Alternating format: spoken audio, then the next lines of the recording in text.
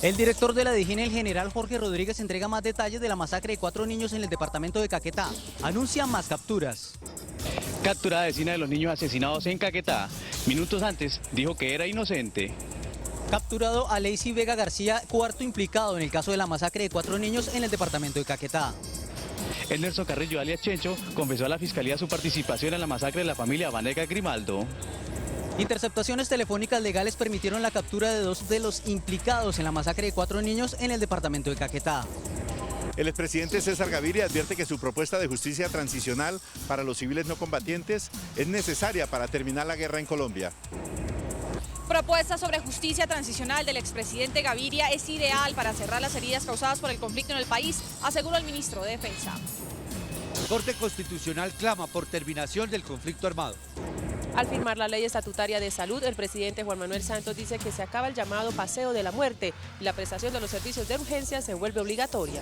A Falcao lo persigue la mala suerte, sale del juego y el Manchester gana. ¿Cómo es Atlas, el rival mañana de Santa Fe en Copa Libertadores? Al final de la emisión los espero desde el estadio Romelio Martínez en Barranquilla en pleno festival de orquestas para ver los personajes típicos del Carnaval de Barranquilla que desfilaron esta tarde en la gran parada de comparsas. Ya nos vemos. Buenas noches. Estos son nuestros temas de hoy. 1. El Consejo de Estado debe decidir mañana si el alcalde Petro se va o se queda. Pero... 2. La división del Consejo de Estado provocó hoy un pacto de caballeros. 3. Se agrava otra vez el caso de los damnificados del Space en Medellín. 1, 2 y 3 al cierre.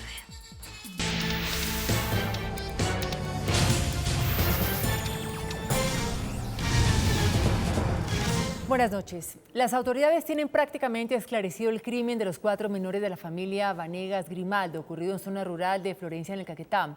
El director de la DIJÍN, general Jorge Rodríguez, reveló que ya son 5 las personas capturadas por el hecho y no descarta más detenciones en las próximas horas. Mauricio Beltrán está en Florencia, Caquetá, con el director de la DIJÍN. Mauricio, buenas noches y adelante con todos los detalles de la investigación. Muy buenas noches y mucha atención que en las últimas horas se hicieron efectivas 2 nuevas capturas por la masacre de 4 menores de edad en la ciudad de Florencia, en el departamento de Caquetá. Se trata de la señora Luzmila Artunduaga, quien según las investigaciones sería la autora intelectual de este crimen, y también el señor José Alexis García, quien es hermanastro de Edison Vega, una de las personas que se había sido capturada en días anteriores. Nos acompaña el general Jorge Rodríguez, director de la DIJÍN. General, buenas noches. ¿Quiénes son esas personas que fueron capturadas en las últimas horas por parte de la policía y del CTI de la Fiscalía?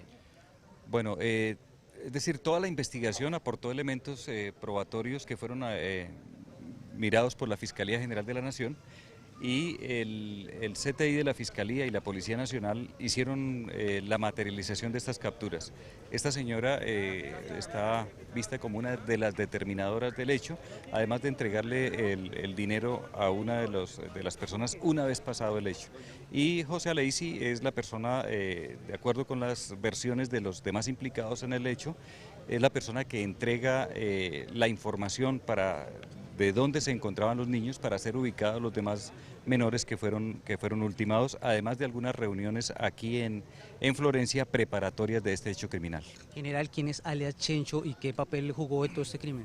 Es quien acompaña a Christopher a la consumación del hecho y participa en esa consumación del hecho como uno de los autores materiales de estas circunstancias tan aberrantes.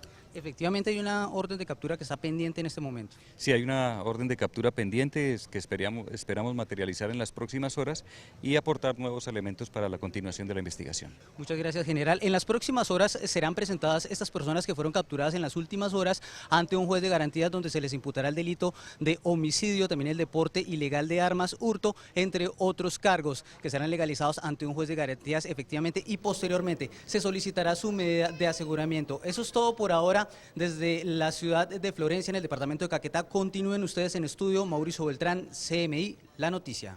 Mauricio, como usted bien dice, las autoridades capturaron en su propia casa a Luzmila Artunduaga, quien es señalada como la autora intelectual del asesinato de 4 niños en Florencia, Caquetá. La mujer argumenta que es inocente. Hace pocos minutos fue capturada Luzmila Artunduaga, quien es la esposa de Silvio Martínez, vecino de la familia de los menores asesinados, Vanega Grimaldo. Minutos antes de ser capturada, dijo a los micrófonos de CMI que ella es inocente. Sí, pero no, yo soy inocente, no tengo nada que ver. ¿Cómo cree que yo voy a mandar a matar 4 niños que no tienen nada que ver? No soy capaz, mejor dicho, ni ir a buscar problemas a la gente, mucho menos de mandar a matar los niños, porque mire, el dueño de la vida de uno es Dios. La señora Artunduaga dice que la fiscalía le debe comprobar a ella que participó en la muerte de sus vecinos, los hermanos Vanega Grimaldo, el 4 de febrero. Pues que me lleven y me comprueben. Y si no me comprueban nada, que me paguen mi tiempo, porque yo tengo que dar mis hijas botadas y mis nietos, que es lo que más quiero. La principal hipótesis de las autoridades es que el asesinato de los menores está relacionado con un problema de tierras, lo que habría originado peleas y denuncias entre los vecinos. Dentro de los capturados en las últimas horas se encuentra también a Lacey Vega García, señalado por las autoridades de ser el enlace entre los sicarios y quienes pagaron para cometer la masacre de los menores. Alexi Vega García fue capturado en zona rural de Florencia, en el departamento de Caquetá, y vive en el sector de Las Brisas, donde ocurrió el crimen de los 4 menores. Se presume, según las investigaciones, que fue el enlace entre los sicarios Christopher Chávez y Jenderson Carrillo, a quienes les dieron la suma de 500.000 pesos para cometer el crimen. En la zona, junto a su hermano, son señalados de cometer actividades ilegales y de pertenecer presuntamente a una organización delincuencial. En las próximas horas serán presentados ante un juez de garantías, donde se legalizará su captura, se le imputarán cargos y además se solicitará medida de aseguramiento en su contra. Es de recordar que él, junto a los demás capturados, no tiene beneficios ni rebajan la condena, aún aceptando su responsabilidad, porque el crimen se cometió contra menores de edad. A las nuevas capturas realizadas por las autoridades se sumó la entrega de otro de los vinculados al asesinato de los 4 niños en Caquetá. Se trata de Henderson Carrillo, alias El Enano, quien se declaró inocente en la audiencia adelantada en su contra.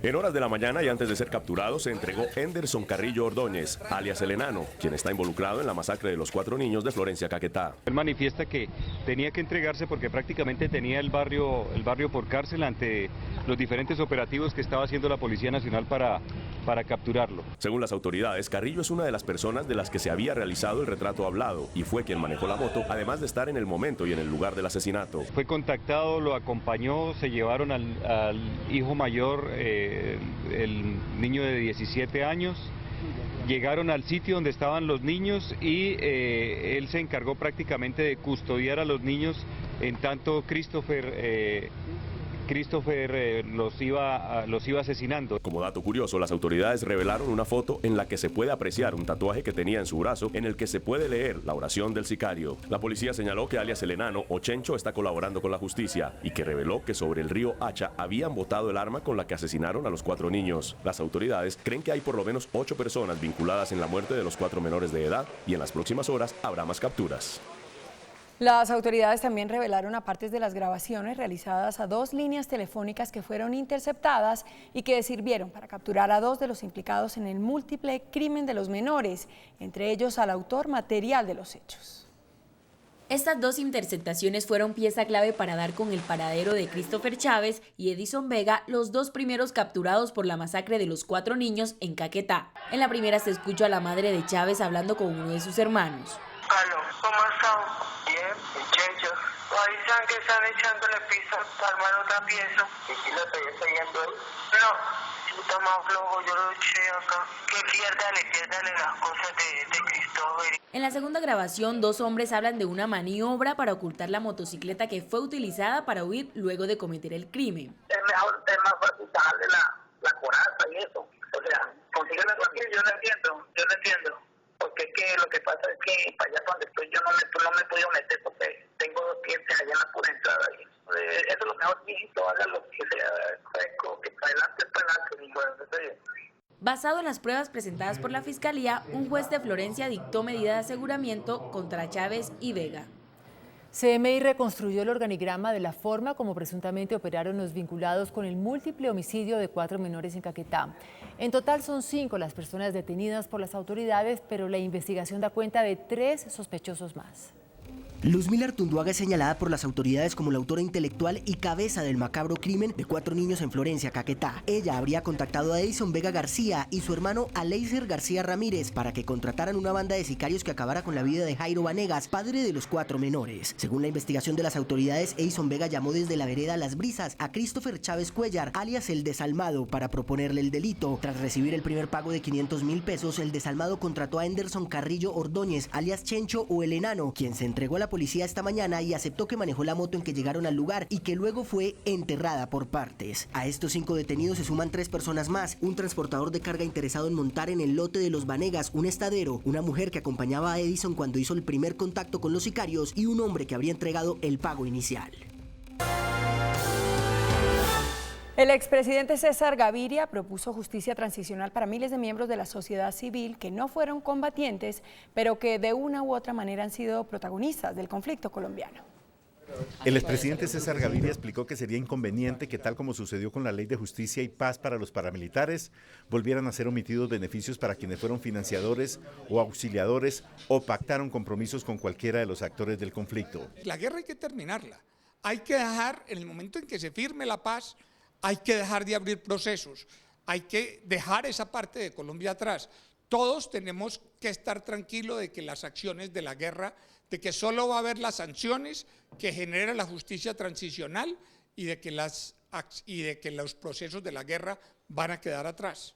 De la misma forma precisa que a los militares hay que blindarlos frente a procesos que se les pudiera abrir en el postconflicto. Los militares que no tienen proceso, de todas maneras les da temor que alguien dentro de 3 años vaya y diga: no, es que tal militar hizo tal cosa, y terminen empapelados y llenos de problemas por cosas que son de la guerra. Advierte que no es una ley de punto final, como se hizo antes en Sudamérica. No es extender un penal generalizado sin que haya justicia, no. Es terminar la guerra para cuando la justicia se acabe de aplicar. Un referendo serviría para la aprobación popular de la justicia transicional. Pero le corresponde al gobierno mirar eso y ver hasta dónde va. A mí me parece deseable que se haga referendo sobre estos temas. El expresidente Gaviria dice además que no cree que la Corte Penal Internacional se pueda interponer a los acuerdos de paz que logre el gobierno con la guerrilla en Colombia. Pues el ministro de Defensa, Juan Carlos Pinzón, celebró la propuesta sobre justicia transicional del expresidente Gaviria. La calificó de razonable y necesaria para cerrar las heridas que el conflicto ha causado al país. Pinzón aseguró que la propuesta del expresidente es un debate necesario que el país debe asumir para conseguir una paz definitiva. Me parece que es muy razonable y de la mayor importancia que se entienda que para avanzar en estos temas, como lo ha dicho también el presidente Santos en múltiples ocasiones, es necesario que aquellos miembros de las Fuerzas Armadas que pudieron tener algún problema en el marco del conflicto tengan soluciones definitivas. Y añadió que se trata de un recurso jurídico que permitirá cerrar por completo los asuntos judiciales derivados del conflicto para cualquier colombiano que se haya visto involucrado en el mismo. Que de una u otra manera realmente integre a todos aquellos colombianos que en el marco del conflicto pudieran haber tenido problemas y que es la mejor manera de cerrar cualquier dificultad y cerrar las heridas si se quiere. Pinzón se refirió al tema durante su viaje a la Antártida. A su turno, el ministro del Interior, Juan Fernando Cristo, respaldó la iniciativa del expresidente Gaviria y precisó que no se trata de una ley de punto final. Según Cristo, lo que plantea el expresidente Gaviria es aplicar un trámite similar a los diferentes actores del conflicto. Que se expida, se le dé un tratamiento similar no solamente a los integrantes de las FARC, sino a los miembros de nuestra fuerza pública. El tema, sin embargo, debe definirlo la mesa de negociaciones de La Habana. Ese será uno de los temas fundamentales que deben abordar los negociadores en la mesa. En cualquier caso, se deben cumplir los postulados de verdad, justicia y reparación, concluyó el ministro del Interior. Por su parte, el senador del Polo Democrático, Jorge Enrique Robledo, respaldó la propuesta del expresidente Gaviria para aplicar justicia transicional a militares, guerrilleros y civiles no combatientes. Robledo consideró que la iniciativa es un paso necesario para llegar a la paz.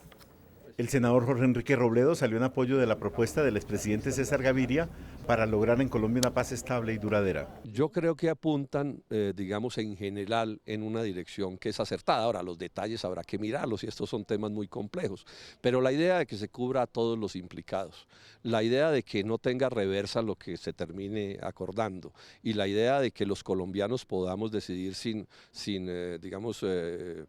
sin injerencias externas, que es lo que le conviene al país. Pienso que son 3 ideas bien importantes para avanzar en la dirección correcta. Para el senador del Polo Democrático, también es buena la idea de llevar los acuerdos de paz a un referendo. Por su parte, el presidente de la Asociación Colombiana de Oficiales en Retiro, general Jaime Ruiz, aseguró que ve con buenos ojos el planteamiento del expresidente Gaviria, pero advirtió que militares y guerrilleros no pueden ser juzgados con el mismo rasero. Para el general, la propuesta es importante siempre y cuando se ajuste a las normas internacionales. El gran problema es cómo ajustar el marco jurídico para la paz con el Estatuto de Roma. El Estatuto exige investigación, exige también judicialización y castigo. Sin embargo, observó que la justicia transicional no debe juzgar bajo los mismos cánones a militares y guerrilleros. No se nos meta en el mismo saco, que sea un asunto totalmente diferenciado. Según Ruiz, la idea es que en Colombia no ocurra algo similar que en Uruguay o Argentina, donde los procesos contra los militares revivieron tras varias décadas. La Corte Constitucional se unió al clamor para acabar con el conflicto armado en una audiencia de seguimiento sobre la atención a las víctimas del desplazamiento forzado. La audiencia estuvo presidida por el magistrado Luis Ernesto Vargas y contó con la presencia de sus colegas Gloria Estela Ortiz y Guillermo Guerrero. Simple y llanamente que mientras nosotros tengamos conflicto armado en Colombia, seguirá creciendo exponencialmente, seguirá subiendo, incrementándose la cifra de víctimas de manera exponencial. Calificó de horrorosas las cifras de la Contraloría. Que hayan sido despojadas en Colombia o que hayan sido abandonadas por causa del conflicto es una cifra realmente alarmante. 6.300.000 víctimas del desplazamiento forzado en Colombia. Según el Contralor, el gobierno debe destinar más dinero para atender desplazados, pues ha planeado sus inversiones en cifras que no son exactas. El presidente Juan Manuel Santos, al sancionar la Ley Estatutaria de la Salud, aseguró que la norma garantiza el fin del llamado paseo de la muerte y hace obligatoria la prestación de los servicios de urgencia.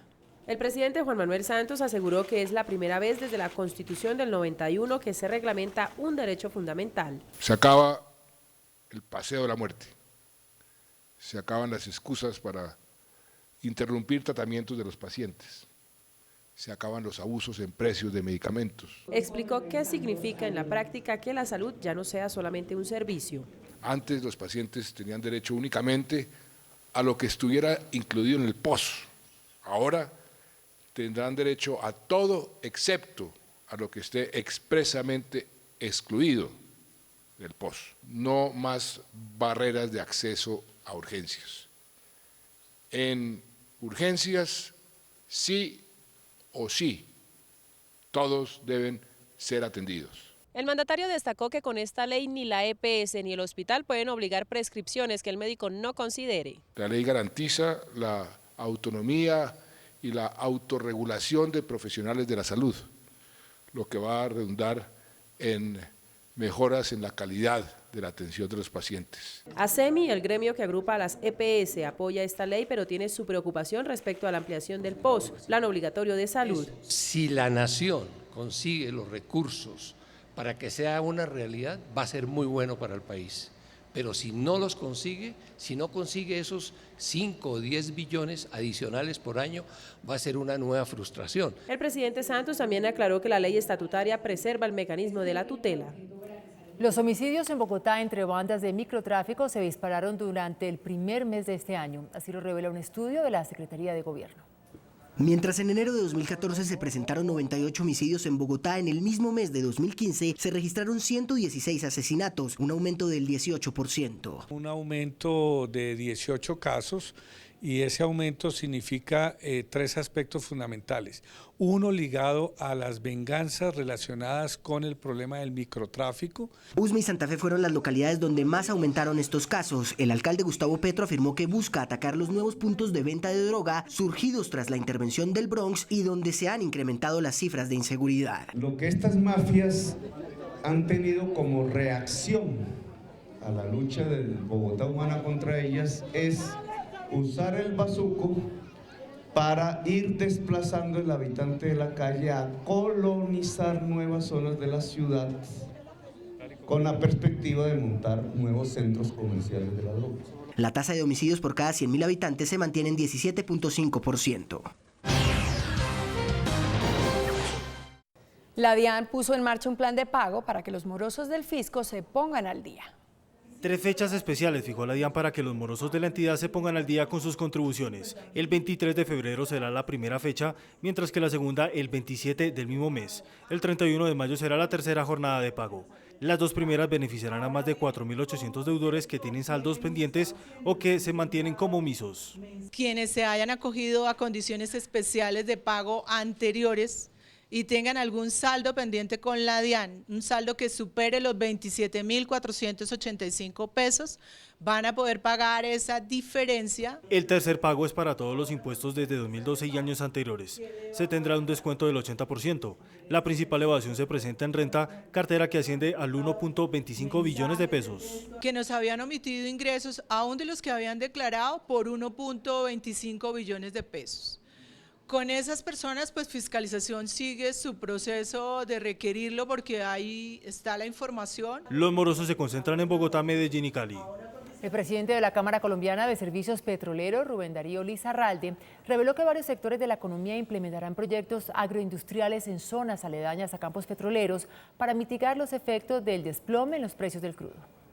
Proyectos agroindustriales y de ecoturismo es lo que se propone por parte de algunos gremios petroleros y agropecuarios tras la crisis de precios en el mercado petrolero. El objetivo es fomentar fuentes de empleo en las zonas aledañas a los campos de exploración y explotación ante la amenaza de la terminación de contratos. Estamos hablando del diamante energético, estamos hablando de producir y generar un desarrollo agroindustrial y ecoturístico en esas zonas, que permita de alguna manera compensar los menores empleos. Para el dirigente, lo prudente por parte del gobierno y del sector privado es trabajar por la diversificación de la economía. El sector de comunicaciones sostiene que Colombia se quedó corta en la velocidad de banda ancha, que es definida por el gobierno a partir de 1 megabyte, mientras que países desarrollados consideran banda ancha a partir de 10 megabytes. Mientras que en Colombia se define como banda ancha las velocidades superiores a 1 megabyte, en países desarrollados se considera banda ancha velocidades que superan los 10 megabytes. Si nos vamos con países del primer mundo, obviamente estamos muy por debajo. Creemos que es el momento para redefinir esa definición, precisamente ya que una conexión de 1 megabit por segundo, pues lejos de poder considerarse banda ancha. El país tiene la infraestructura para lograr que la velocidad promedio de banda ancha sea superior. Estamos construyendo un cable submarino por el Pacífico que sería el primero y eso nos va a permitir estar a la vanguardia en Latinoamérica. El sector le pide al gobierno que se considere la banda ancha a partir de las 4 megas de velocidad. Entre tanto, la Comisión de Regulación de Comunicaciones estudia esta posibilidad. El secretario de Hacienda de Bogotá, Ricardo Bonilla, dijo que se podría abrir de inmediato la licitación para la construcción del metro si se exime de impuesto el proyecto, tal y como lo propuso el candidato a la alcaldía, Rafael Pardo. Aunque se tenía estimado que el proyecto Metro de Bogotá costaría 15 billones de pesos, el distrito aseguró que si se acoge la propuesta de Rafael Pardo de construirlo en 2 fases y eliminar los impuestos, la primera fase costaría 11 billones. Lo que hasta ahora se tiene claro es que el túnel va desde Poza hasta el Parque Lourdes y eso es lo que se podría pensar como la primera fase.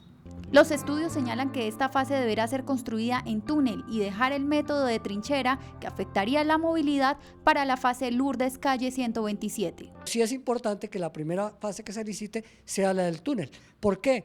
Porque está uniendo el extremo occidental de la ciudad con el borde oriental. Con esta alternativa, según el secretario de Hacienda, se podría iniciar una licitación en menos de lo esperado. El índice de capitalización de la bolsa, que mide el comportamiento de las 20 principales acciones, cerró al alza.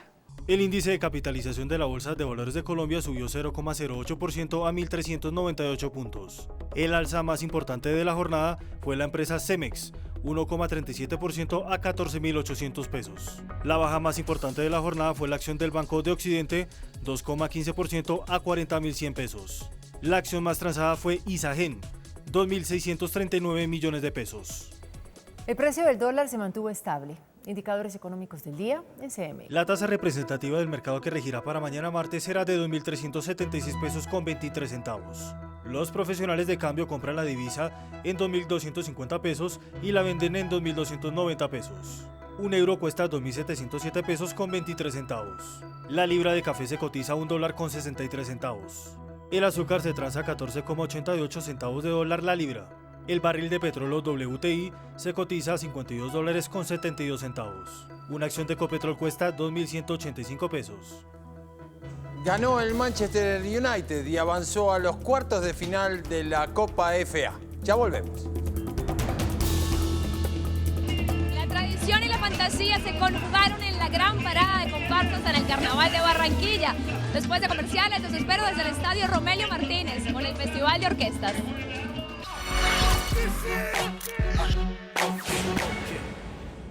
Hola, muy buenas noches. Los saludo desde el Estadio Romelio Martínez en la ciudad de Barranquilla, en donde se celebra la versión número 46 del Festival de Orquestas, en donde todos los carnavaleros vienen a disfrutar de sus grupos preferidos. Escuchemos un poco.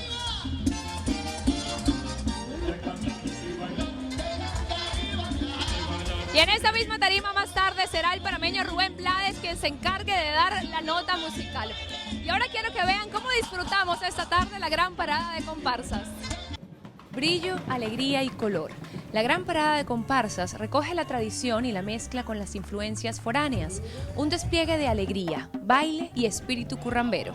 El rey Momo, el indio moicano, salió a saludar a los carnavaleros que desafiaron el cansancio para disfrutar del desfile del tercer día de carnaval. Este condumio de gente, a la acera de la vía 40 en el condumio, nos sentimos orgullosos de nuestra ciudadanía barranquillera. Personajes llenos de humor y creatividad llenaron la vía 40 de sonrisas. Mañana, con el entierro de Joselito, se cierra un nuevo capítulo de esta maravillosa parranda que resume el espíritu de la costa caribe colombiana. A los 44 años fallece la actriz mexicana Lorena Rojas en la ciudad de Miami. La artista perdió la batalla contra un cáncer que le habían diagnosticado en 2008. Tras 7 años de lucha contra el cáncer, la actriz y cantante mexicana Lorena Rojas perdió la batalla contra este padecimiento que, a pesar de su gravedad, nunca la alejó de los escenarios, que durante más de 20 años la recibieron actuando y cantando. Rojas participó en famosas telenovelas como Alcanzar una estrella, El cuerpo del deseo y Pecados ajenos. Creyendo que había superado el cáncer, hace 9 meses cumplió su sueño de ser madre, adoptando a Luciana, quien ahora estará a cargo de la hermana del artista. Los restos de Rojas, quien trabajó hasta los últimos días de su enfermedad, serán cremados y arrojados al mar. En Bogotá, un grupo de artistas redefinió de alguna manera a través de su mirada al propio país, queriendo darle un nuevo significado a un símbolo patrio. República Tropical de Colombia, el pan de cada día. Colombia hechiza son algunos de los títulos de la exposición Atlas Subjetivo de Colombia. Lo que hacen es generar, digamos, una cartografía global y alternativa de un país, intentando generar un inventario de imágenes de lo que no se ha dicho sobre un país, de lo que no está mediatizado, de lo que no, digamos, se asocia como imágenes cliché de un país. Diferentes miradas artísticas que invitan a reflexionar sobre la imagen del país, una iniciativa de una holandesa que se ha replicado por el mundo. Esta exposición, que reúne alrededor de 50 artistas, estará hasta el 7 de marzo en la Cámara de Comercio de Salitre. El mundo se mueve cuando entregamos vidas, sueños, amores, ilusiones y esperanzas, ofreciendo siempre nuevas soluciones y excelencia en el servicio a nuestros clientes. Servientrega mueve al mundo. El agua fue la inspiración de la diseñadora Carolina Herrera para la colección que presentó en la Semana de la Moda de Nueva York. Inspirada en el agua, en las olas, la venezolana Carolina Herrera presentó su colección otoño-invierno en la Semana de la Moda de Nueva York. Una pasarela glamurosa y sofisticada con atuendos para la noche y el trabajo.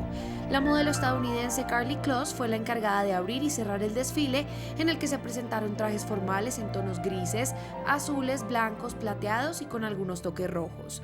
Los protagonistas fueron los apliques, los detalles bordados, los estampados y las prendas suaves y muy sueltas. Hoy me despido desde el Estadio Romelio Martínez en Barranquilla, en el Festival de Orquestas. Mañana nos vemos con más del Carnaval de Barranquilla desde acá, desde La Arenosa, con la muerte. Después de la pausa, nuestros temas de hoy. 1. El Consejo de Estado debe decidir mañana si el alcalde Petro se va o se queda.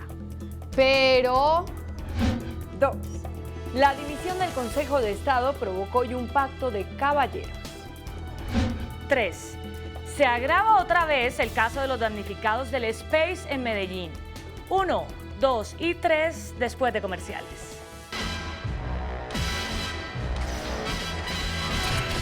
Estos son nuestros temas de hoy. 1. El futuro del alcalde Gustavo Petro no está muy claro en el Consejo de Estado. La decisión sobre su permanencia o retiro tiene dividida a la sala plena de la corporación. Como ustedes recuerdan, Petro fue destituido por el procurador general Alejandro Ordóñez, alegando que cometió una falta gravísima y que puso en riesgo la salubridad de la ciudad cuando canceló unilateralmente los contratos de recolección de basuras que el distrito tenía con 4 operadores privados sin tener capacidad para sustituirlos. El alcalde apeló ante todas las vías de hecho y de derecho y durante más de un año ha logrado mantenerse en el cargo a pesar de la orden del procurador. Finalmente, el caso llegó al Consejo de Estado, que debe decidir si Petro sigue en el cargo o se hace efectiva la destitución, atendiendo la súplica presentada por el procurador para tumbar la medida cautelar del mismo Consejo de Estado que tiene suspendida la sanción. Y el asunto tiene completamente dividida a la sala plena de la corporación. Mañana martes, esa sala definirá si votan la ponencia de la magistrada Sandra Lisset Ibarra en favor del alcalde Petro o la rechazan y aceptan la súplica del procurador. Aun cuando es muy difícil determinar qué magistrados defienden una u otra posición, las cosas están tan divididas que muchos creen que ninguna de las dos posiciones alcanzará los 14 votos mínimos que hacen mayoría y serán los conjueces quienes decidan la suerte del alcalde. Y si es así, como parece que será, no les quepa la menor duda que Petro seguirá en la alcaldía hasta el último día de este año, mientras el Consejo de Estado discute si lo deja o no. 2. Otro tema sobre el Consejo de Estado. Se logró un acuerdo para destrabar la elección de presidente. Sobre este tema, el alto tribunal estaba también totalmente dividido. Realizaron decenas de votaciones y ninguno de los 3 candidatos logró la mayoría necesaria. La presidencia la disputan los magistrados Jaime Santofimio, William Zambrano y Marta Teresa Briceño de Valencia. Para elegir se necesitan 21 votos, es decir, la mayoría calificada sobre 27 que son sus miembros.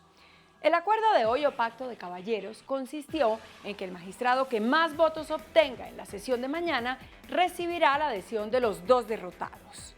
El magistrado que más votos ha recibido en las votaciones que se han realizado es el liberal William Zambrano. 3. Viene Semana Santa y comienza el Vía Crucis para cerca de 2.500 propietarios de apartamentos construidos por CDO, la misma que hizo la fatal Torre Space.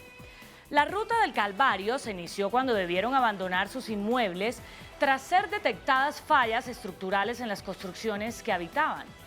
Hoy están en viviendas alquiladas.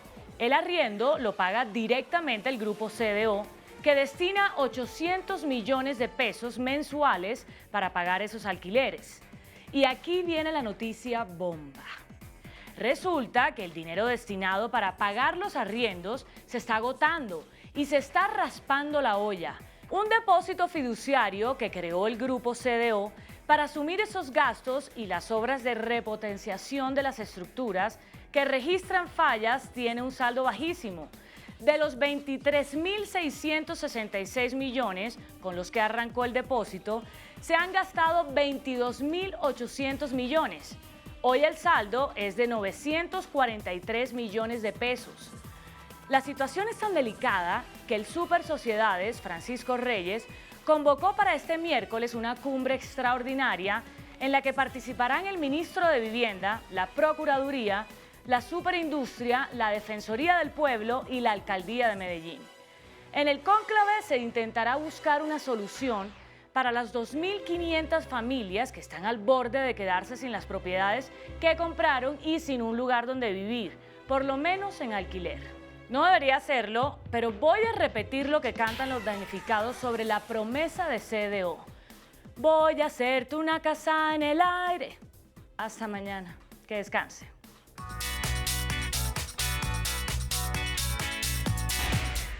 ¿Está usted de acuerdo con la propuesta que acaba de presentarles al país y al gobierno el expresidente César Gaviria de incluir a los civiles no combatientes en justicia transicional? Sí, 57%. No, 43%.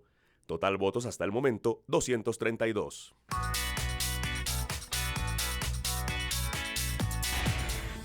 Hasta aquí las noticias, gracias y buenas noches. Nos vemos mañana, como siempre, en CNI La Noticia.